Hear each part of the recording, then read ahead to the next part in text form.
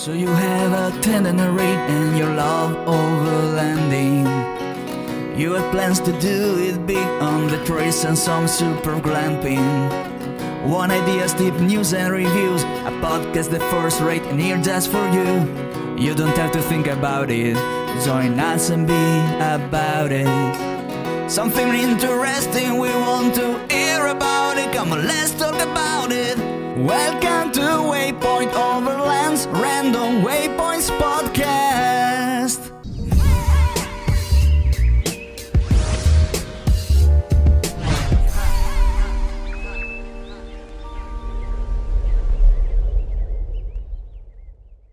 Sponsored by Midland, communication for every adventure. The industry leader in radio communication technology and innovation for over 50 years. Sponsored by MyMedic. Sponsored by Tembo Tusk.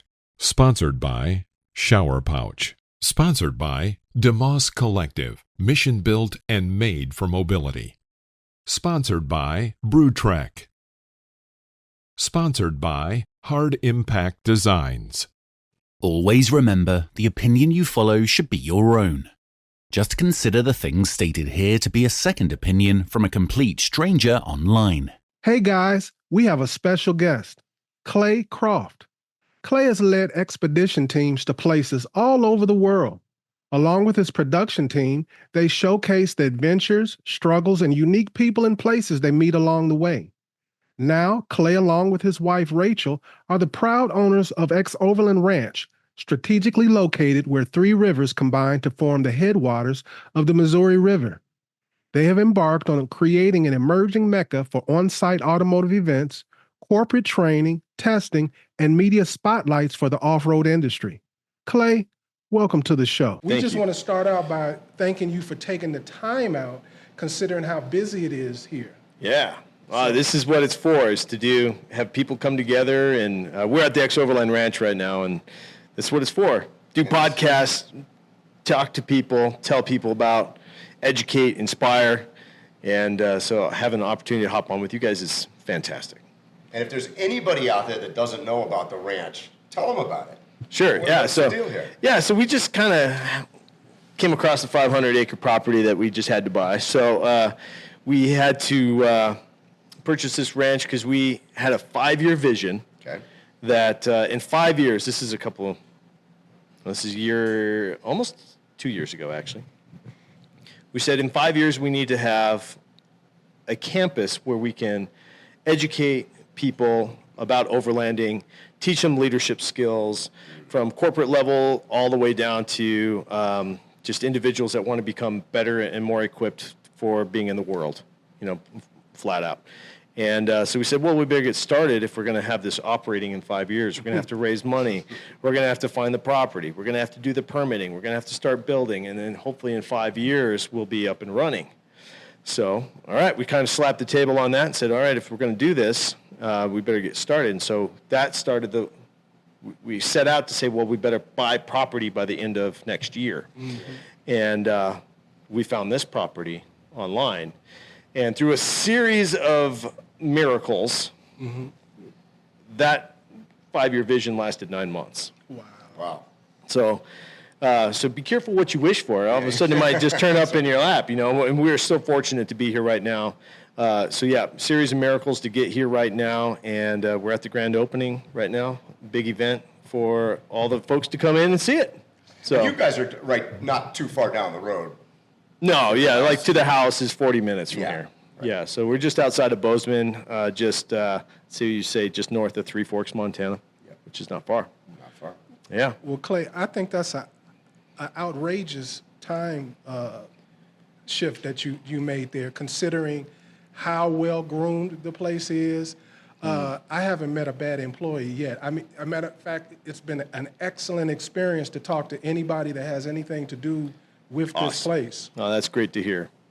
That's really great to hear. Thank you. Appreciate it. We got some inside story from your wife about the buildings and what they looked like before. Yeah. Because, all these buildings were present. Yes. Totally different. Completely different. I would say they've, flipped a 180. Yeah. It went from wedding land you know, Yeah. pastel colors Yeah. and fake flowers and little wagons in the yard, to what it is now, which is like adventure-based, tech spec.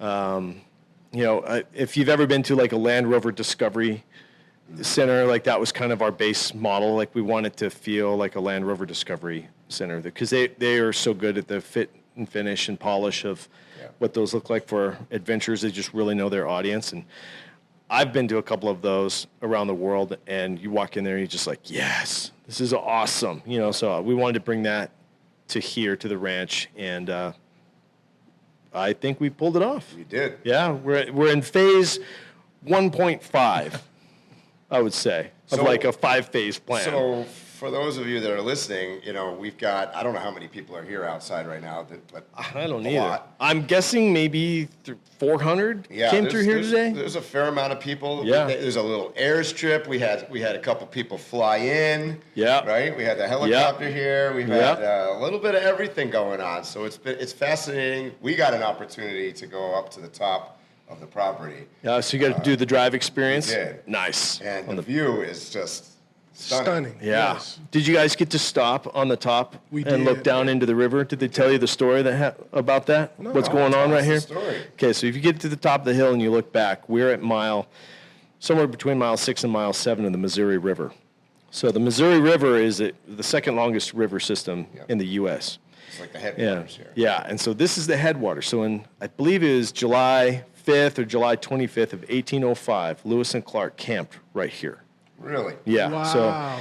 So on their way up, they'd already been dragging their canoes up the Missouri. This time, pretty much like almost 230 years ago today, 233 years ago today, they rolled up here and camped. And the next day after they camped here, they hunted some deer. They got some kind of reprovisions at that time from resources. And the next day they found the headwaters, which is, like I said, just 7 miles up their way. And at that time, they considered that the most influential geographic location of the United States at the time.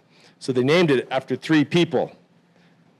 The Madison president, Gallatin, who is in charge of the defense at the time, and had funded their expedition, and the Jefferson, who I think was current president at that time.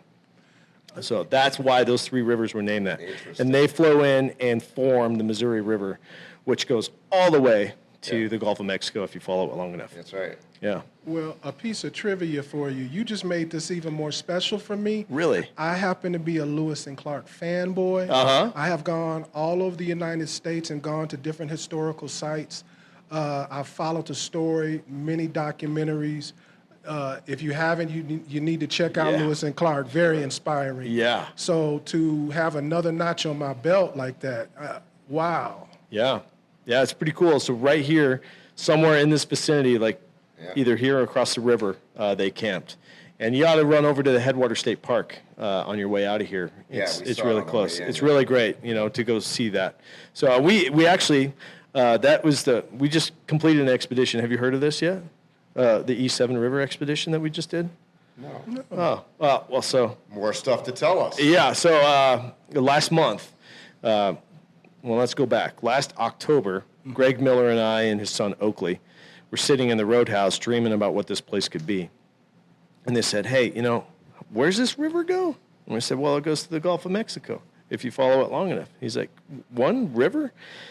Yeah. He's like, we should take jet boats from the very bottom to the headwaters. And I was like, oh, man, that's a pretty crazy idea. That's a lot of dams in the way, and that would take a long time. So it kind of went away. We thought, well, that's a pretty cool idea, but then it kind of went away. And then a couple months later, he calls me up and he says, okay, do you got time for a Zoom meeting?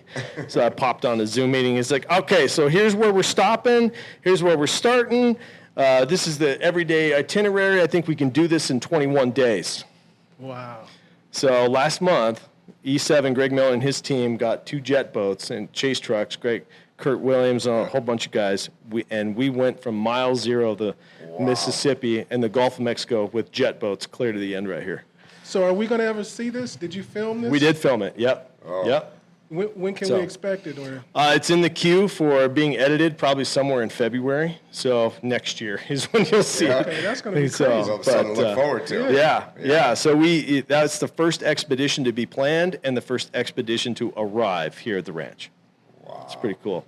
It's very special. The history is amazing. And I can see why they would stop and resupply. I mean, even on our way in here, we saw deer all over the place and what an area. Yeah. Yeah, I was telling him, putting those two things together, we were thinking about why would you come here? And the first thing that popped up in my mind is, this is the place I want 10 of my best friends to come. We smoke some cigars. Yeah. This is like the rendezvous point for us to go hunting or something like that. Yeah. It is in my vision that people will come here and they will have the time to dream, interact with people, and give them the confidence to say, I can go do something big from here. So, and this is kind of an epicenter for people to come and go, and they can come back and visit with people. This is hopefully an epicenter for Overlanders to come and go for years to come and tell their stories and then get inspiration to go and do something else. And that's a big thing. You know, we talk about that with so many different people. Like, the inspiration is the important thing, and it encourages people to go out and do, right? And that's what we want to see. Yeah. And do it respectfully and correctly. Sure. Absolutely. We talked a little bit about this with your wife, but we'd like to get your side of it too. We both agree that the design of the buildings, the way you've put them together, just awesome. What was your mindset behind the aesthetic that you have for, like, for instance, the Roadhouse? Sure. I wanted it to feel authentic to a global mindset. So while it is in Montana, it's a great location. I'm biased, I guess. But I wanted people to be here and say, like, I could be in Africa in this lodge or in the Roadhouse, or I could be in Australia. That's why we named it the Roadhouse. It's an Australian term for a place to stop and stay. Usually out in the middle of nowhere is a roadhouse. Yep.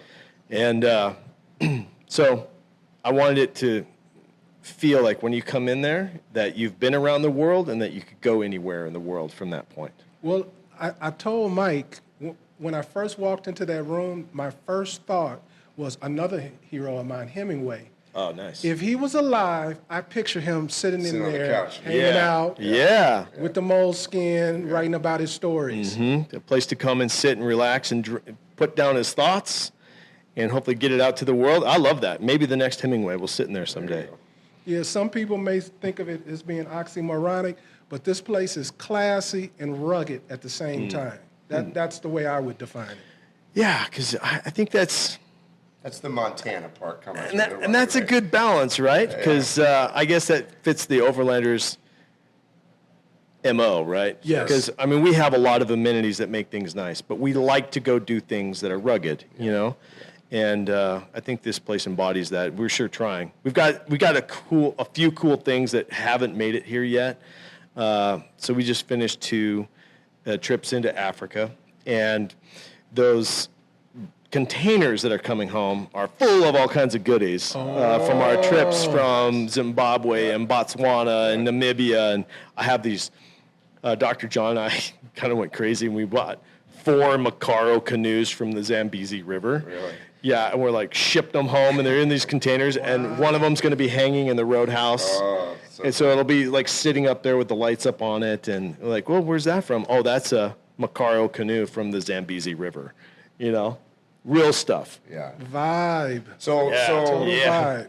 So help me and everybody, how does the ranch and your future, film stuff, how does it all tie together? Where do you see XOverland going, I guess? Sure. So if you look at XOverland as the brand is, we've gone from like a YouTube, Amazon show to like a broader brand in general, a adventure brand based around vehicle-based adventure. Yep. So from that, we have our Apex films that's like the ones that Toyota and General Tire have been sponsoring for years. We have our big films there that hopefully are the big inspiration. Those are the trips that motivate me to get up out of bed and go make a story. We've been all watching for years, I remember. Yeah, and that's like the backbone of how we got here. And then we've now started the network the XOVERLAND network, and we have creators that are now being funded through sponsors through the XOVERLAND network, that they're being funded like we've been funded to go and tell high-end stories. And we're trying to help out with this whole YouTube problem because YouTube doesn't reward high-end filmmaking. No. The secret to YouTube, everyone out there, is make it as fast and as cheap as possible, and that's how you will win. Quantity over quality. Right. Yep. And so that's the opposite of what we're trying to do. And so it's very expensive, and it takes a long time to build a following that will reward a system that we've had. Thankfully, we've been doing it for so long, and we were at the early stages of YouTube, and that we got a leg up in that regard. But other people that want to build really high-end content, it's struggle. It's a hard struggle. So that's what the network's there. So all of you out there who have supported the network, you are fully funding other films right now. We're not making any money off of that thing. We're sinking money into that to try to get that off the ground so that there's more high-quality filmmaking that can happen.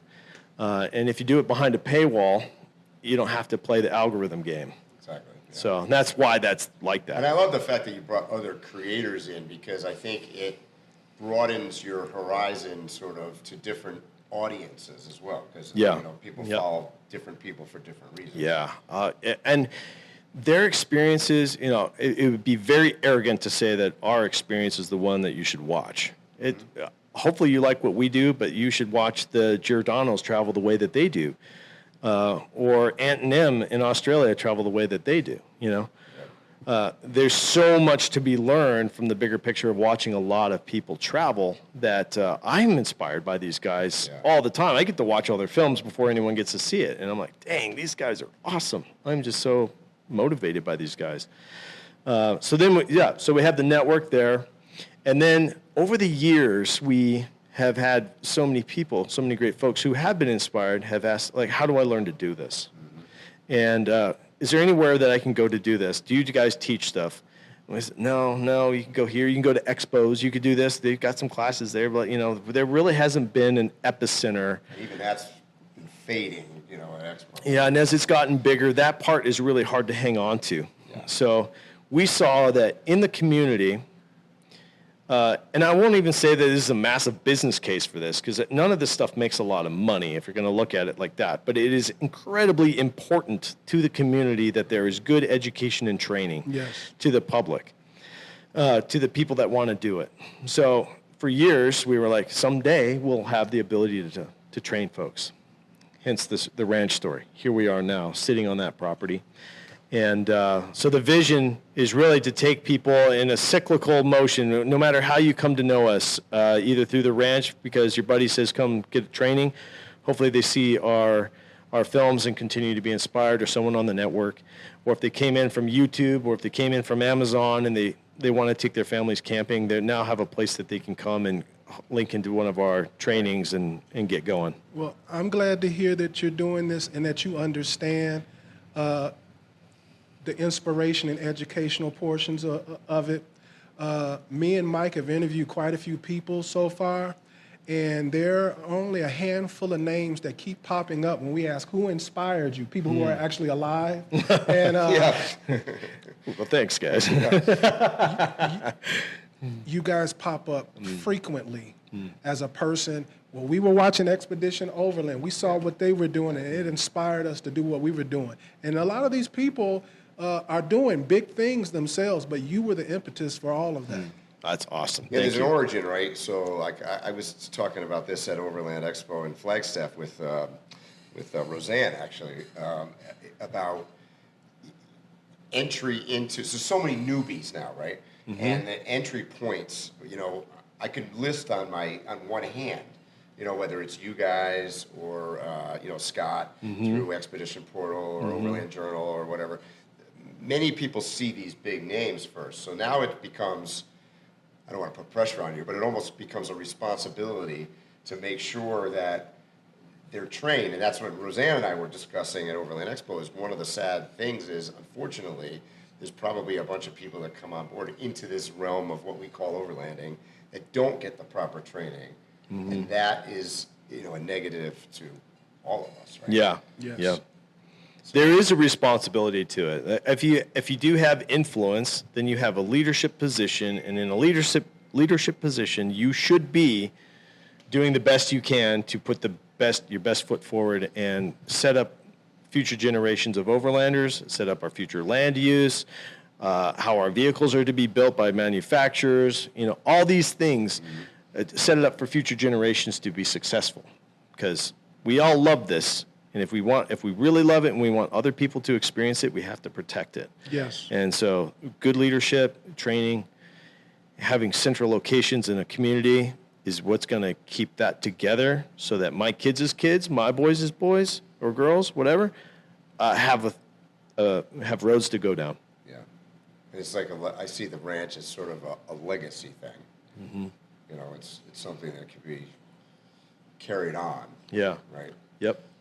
When I you believe guys, before you picked this location, was Montana always going to be the location? It was not. It could have been multiple locations. It was and that still is possibly in the roadmap down the road. Wow. But it's we got to get one right first. So let's not get ahead of ourselves. What were some of the other places you considered? We've looked at Europe. We've looked at Africa. We've looked at South America, and. Because I think this is not just a U.S. thing. If we're taking our mindset out of just the U.S., within the industry, we would say the U.S. market, right, or the North American market. This is a global market. The people around the globe are doing what we all love to do. So that level of training is available and necessary in different parts of the world. So Montana was still probably the top, because we needed our abilities to spend time here to get it right, so that we could figure out how to do it. But it was never have to. It was be nice. It would be nice to have, And so when we did find this property, I don't know if I completed that loop. We saw it. It was way too expensive. We couldn't afford it. But it was like, this is everything we need. And if we buy this right now, we can leap 5 years. We just have to figure out the financial end. So we went to work, and that, hence, miracle after miracle that even allows us to be sitting here today. So, yeah, that's the skinny, I guess. Makes it sound so casual. Yeah. Let me tell you. I've had a lot of sleepless nights, some stress, wondering if it's the right thing to do. All the things that come with entrepreneurship, and wondering if the next thing is the right thing. It's never easy. You just got to get your data, be brave, and go. So I'm also hearing that this could be a formula. So this could be replicated other places possibly. Yeah, down the line. At the end of the day, so XOVERLAND, we have a 10-year vision.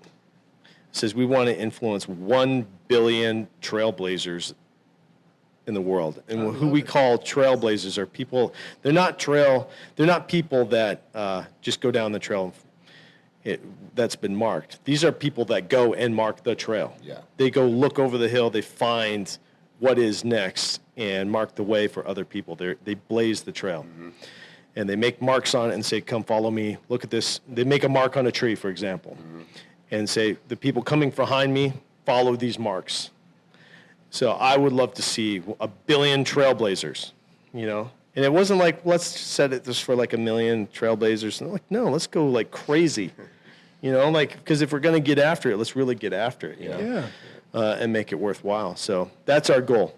Wow. Between all of this. Wow. You heard it here. You open up another one in another country, I'm coming. All right. Yeah. Yeah. Sure. Awesome.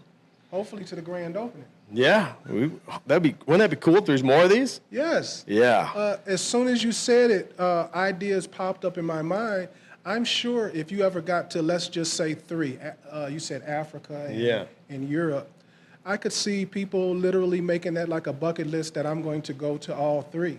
Oh, yeah, for sure. Yeah, how about one in like Bolivia or Argentina? Down in Patagonia? Right. I'm going to go to Patagonia to train. Okay. That sounds good. Because that's Southern Hemisphere. If it's winter up here, you're down in Patagonia. So, yeah, opposite seasons. I love the idea. That'd be cool. So, We got to get this one working first. So, It's working pretty good outside so far. Right on. Yeah, I I appreciate mean, you it. could turn down the heat a little Yeah, bit. dude, it is hot. Montana's not cooperating very It's well. not. Right? so we've looked at the schedule, but what do you have in store for us for the rest of the day? Sure. Tonight, let's see, it is almost 5 o'clock. That's 4. In a couple hours, we got a dinner opening up over at the Hub. And the Hub is a 8,000 square foot round barn that was designed to have big weddings at.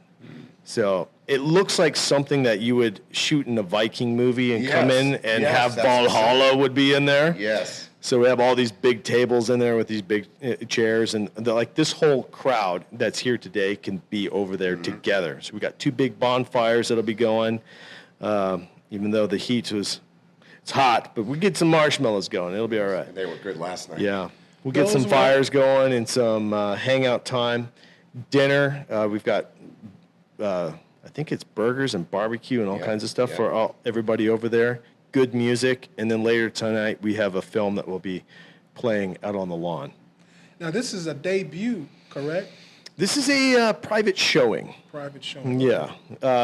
This is a special private showing of Wolfland, the film that we shot with the E7 team, the Greenland crossing of the Greenland ice cap in 2018. This film has never been seen anywhere else other than other small private events, and I would guess that less than 200 people have seen it.